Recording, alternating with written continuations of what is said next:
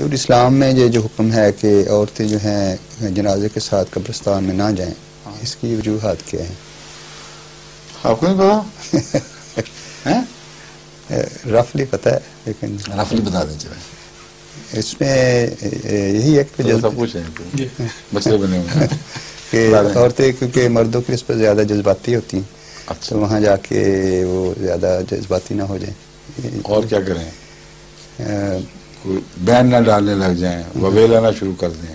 ٹھیک ہے. کوئی ایسی بات نہ کریں جس کا مردے کی روح پر بد اثر پڑے. مرنے والے کی روح کا اس وقت تعلق ابھی بہت تازہ ہوتا ہے اس سے، اور اس کے لیے ایک عذاب کا موجب بھی بن سکتا ہے کہ اس کے پسماندہ اس پر وبیلا کریں اور شور مچائیں. پھر کمزور دل عورتیں بھی ہوتی ہیں، اکثر ایسے موقع پر عورتیں بھی ہوش ہوتی ہیں. مردوں کو شاذ کے طور پر دیکھیں گے آپ، کیونکہ سب دنیا میں صرف مسلمان عورت کی بحث نہیں، اس غم کی خبر سے کہ کوئی عزیز گیا ہے اگر کوئی بے ہوش ہوتا ہے تو عورتیں بے ہوش ہوتی دکھائی دیتی ہیں. استثناء تو ہیں مگر اکثر صورتوں میں یہی ہوتا ہے.